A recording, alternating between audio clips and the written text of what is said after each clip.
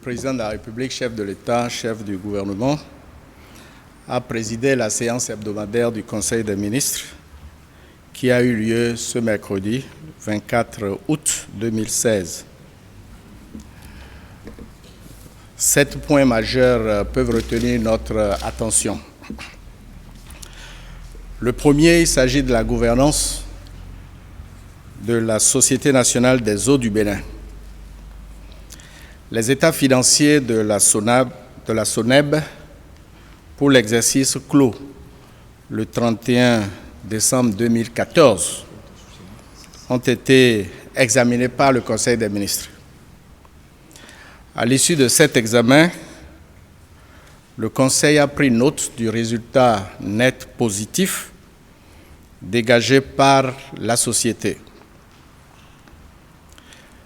Le Conseil a instruit le ministre de l'Énergie, de l'Eau et des Mines à l'effet de prendre ou de faire prendre par les organes de direction et d'administration de la société les dispositions nécessaires en vue de poursuivre l'effort d'assainissement des finances de l'entreprise, l'effort de maîtrise des charges et l'effort d'amélioration des prestations à la clientèle. Le Conseil a par ailleurs attiré l'attention sur la nécessaire mise en œuvre des recommandations qui ont été formulées, notamment par les commissaires aux comptes de la société et par le ministre de l'Économie et des Finances. Le Conseil a ainsi adopté le décret portant approbation des états financiers de l'exercice clos le 31 décembre 2014 de la SONEB. Deuxième point, il s'agit de la création du centre de formation aux opérations de maintien de la paix à Cana, au sein des forces armées béninoises. La participation des troupes militaires aux opérations de soutien à la paix sur les théâtres extérieurs requiert une formation de pré-déploiement. Cette formation était abritée par le centre de formation militaire de Bembereke et pour des raisons d'efficacité, un deuxième centre de formation a été activé au camp militaire de Cana, qui abrite aussi notre base aérienne et le premier bataillon d'artillerie mixte dans le département du Zou. Le Conseil a ainsi pris un décret pour consacrer la création de ce centre de formation sur le site de Cana. Troisième point, c'est l'organisation de la 4e édition des Journées béninoises de l'évaluation. Comme vous le savez, l'impératif de la bonne gouvernance est une priorité pour le développement de notre pays. L'évaluation des politiques publiques est un maillon indispensable de la gestion publique au service du développement. Le thème central de la 4e édition des Journées béninoises de l'évaluation s'intitule « L'utilisation des résultats de l'évaluation pour changer les conditions de vie des populations ». Le Conseil a autorisé l'organisation à Cotonou du 5 au 7 septembre 2016 de ce forum de haut niveau sur l'évaluation au Bénin en relation avec les partenaires au développement. Quatrième point, il s'agit d'une rencontre internationale des jeunes à Cotonou.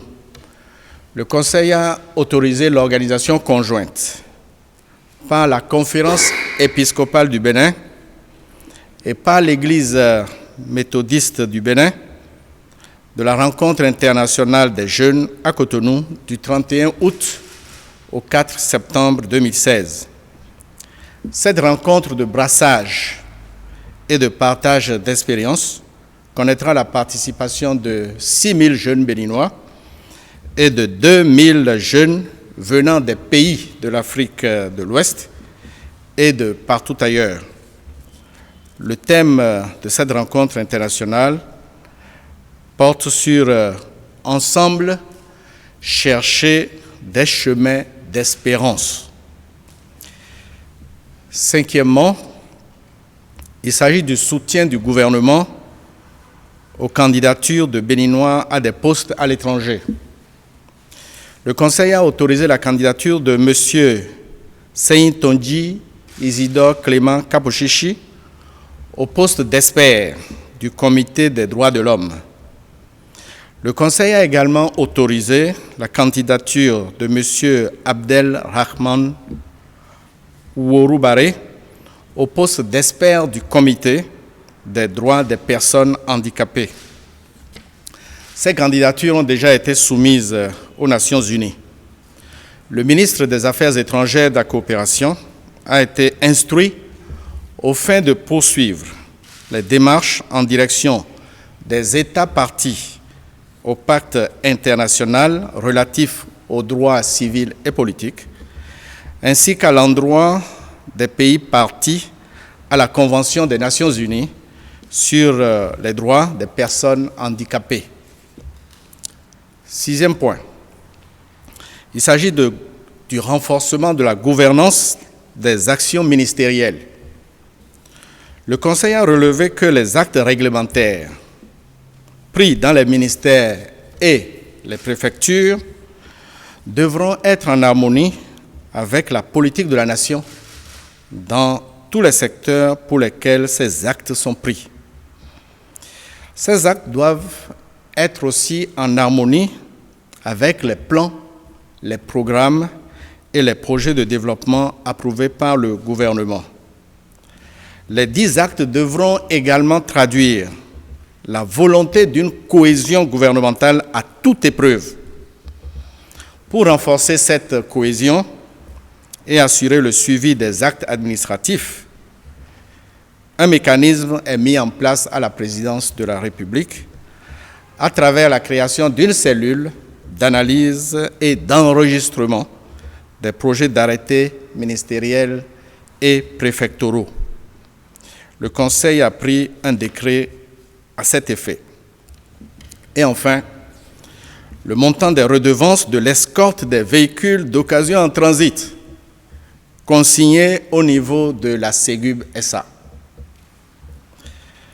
Vous vous rappelez que le gouvernement avait ordonné un audit des redevances de l'escorte des véhicules d'occasion en transit de 2012 à avril 2016.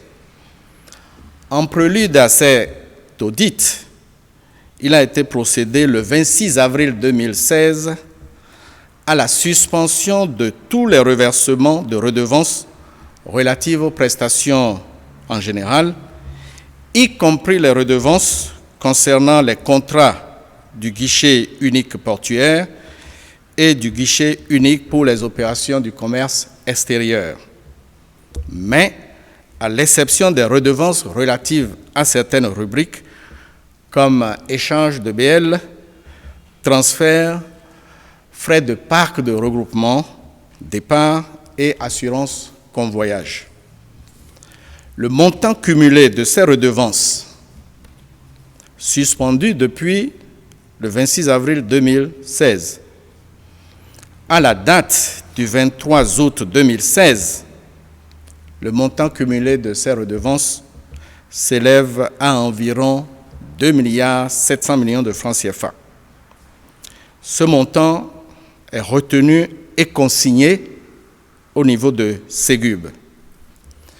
Le point des virements suspendus a été fait, donc à la date du 23 août 2016. À l'exception des honoraires de la Ségub SA, les virements suspendus se montent globalement à environ 2 milliards de francs CFA au 23 août 2016. Le Conseil a autorisé le reversement de cette somme au port autonome de Cotonou. Le ministre des Infrastructures et des Transports a été instruit à l'effet d'autoriser le port autonome de Cotonou a utilisé cette somme d'environ 2 milliards de francs CFA pour contribuer à l'effort national de sécurisation des corridors dans le cadre du renforcement sécuritaire. Voilà, chers amis, la substance des 7 points majeurs du Conseil des ministres de cet après-midi.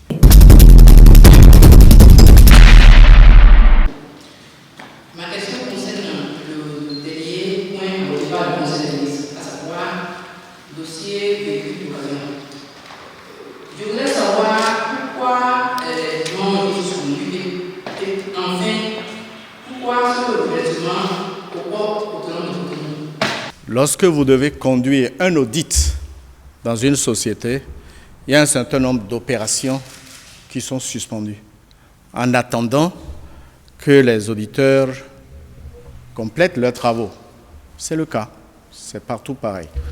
Vous vous rappelez que j'avais eu à indiquer ici même que certaines opérations de reversement n'étaient pas justifiées. Et donc, en engageant l'audit, nous avons suspendu, à partir du 26 avril, tous ces reversements qui ne devraient pas être. Et c'est le point qui a été fait. Et ces reversements qu'on ne devrait pas dû faire s'élèvent pour 4 mois à environ 2 milliards de francs CFA. C'est des ressources qui, désormais, appartiennent au Trésor. Et donc, vous savez aussi que nous avons un besoin de sécurisation de tout le corridor pour renforcer la sécurité des biens et des personnes. Donc, le gouvernement a décidé que ces ressources soient transférées par Ségub au port autonome de Cotonou, parce que le port autonome de Cotonou fait partie des grands acteurs du corridor, des grands acteurs portuaires du corridor. Par conséquent, le port autonome de Cotonou, qui a moins de moyens ces temps-ci, verra ses moyens renforcés avec ces 2 milliards pour pouvoir contribuer à la sécurisation du corridor. Ce que le port autonome fera avec ses ressources, c'est vraisemblablement renforcer les moyens de nos forces de sécurité et de défense.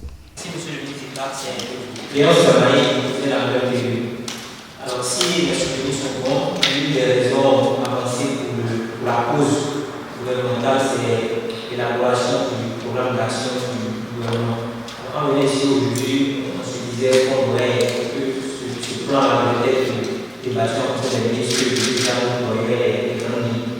Et cela dit dans la semaine de un document qui circule sur les réseaux sociaux et décrit comme le programme d'action du gouvernement. Alors, qu'est-ce que vous pouvez nous dire sur ça? Le gouvernement a sa méthode de travail. C'est vrai que j'avais indiqué qu'on profiterait de cette pause de 4 jours œuvrés. Ce ne sont pas des vacances, ce ne sont pas des congés. Des pauses de 4 jours œuvrés. Mardi, mercredi, jeudi, vendredi, terminé. Pour faire le point de notre dossier en instance. Au lieu de venir au bureau à 8 heures, on pouvait venir au bureau à 10 heures. Et au lieu de terminer à 22 heures, on pouvait terminer à 20 heures. C'est la différence. Donc on a exploité cette période pour mettre de l'ordre dans des dossiers importants. Et quand nous nous sommes retrouvés le lundi, on a fait le point. Et hier, mardi, je peux vous dire que le nombre de projets que le gouvernement a examinés dans la perspective de l'élaboration du plan d'action de gouvernement est élevé. Disons une trentaine de projets phares, une centaine de projets routiers. Mais il faut donner le temps au temps. Il y aura un séminaire gouvernemental pour rediscuter de toutes ces questions majeures parce qu'il s'agit d'un programme qui va s'étaler sur une dizaine d'années. On ne bâtit pas le développement sur du court terme. Il faut voir loin le Bénin et ça nécessite un peu de temps. Malheureusement, le premier projet a été diffusé sur les réseaux sociaux, mais ce n'est pas le projet définitif. On continue de travailler là-dessus. Et disons peut-être vers la mi-septembre, après un séminaire interministériel, il y aura un séminaire gouvernemental pour arrêter tout le plan d'action du gouvernement. Donc, on n'est pas pressé, on fait un travail minutieux. Merci, monsieur le ministre. Je m'appelle Constant Adamba, président des compteurs. Excusez-moi, je vais revenir sur le dossier civil. Au lendemain de l'application des résultats des outils qui ont relevé les dysfonctionnements par rapport à ces sociétés qui prenaient des relèvements alors qu'il n'est pas droit. Certaines sociétés ont communiqué par rapport au presse qui s'effectuaient des travaux dans le filière des utilisations. Le gouvernement a confié le tir à la justice sans attendre à la justice. Vous prenez les relèvements ou des sociétés dans le trésor public. Est-ce que vous ne pouvez pas apporter un bras de fer qui pourrait coûter des choses à l'État? Non, il n'y a pas de bras de fer. J'ai eu l'occasion de vous dire qu'il y a beaucoup d'agitation autour de cette affaire. Mais vous avez vu vous-même ces temps-ci que ça s'est calmé, non? Un dossier qui est confié à la justice, donnez le temps à la justice de vérifier tout ce qui doit l'être. Et ceux qui ont des preuves à apporter, apporteront les preuves. Donc, vous avez demandé vous-même que le gouvernement vous fasse part des conclusions des audits. Donc, je suis arrivé vous faire part des conclusions des audits. Certains entrepreneurs se sont plaints, mais ces plaintes doivent aller à la justice. Et la justice tranchera. Dans quel ordre les choses n'auraient pas dû être faites, dans quel ordre les choses auraient dû être faites. C'est le temps de la patience pour clarifier un certain nombre de choses. Le pouvoir judiciaire est indépendant. C'est pour ça que moi, je n'aime pas tellement me prononcer sur les affaires qui sont transmises à la justice. Donc, patientez et vous saurez quoi. Voyez-vous, le gouvernement a retenu ces 2 milliards-là, affectés au port autonome de Cotonou pour la sécurisation du corridor. Qui s'est plaint? Vous avez entendu les plaintes? Vous n'avez pas entendu de plainte. Je vous remercie.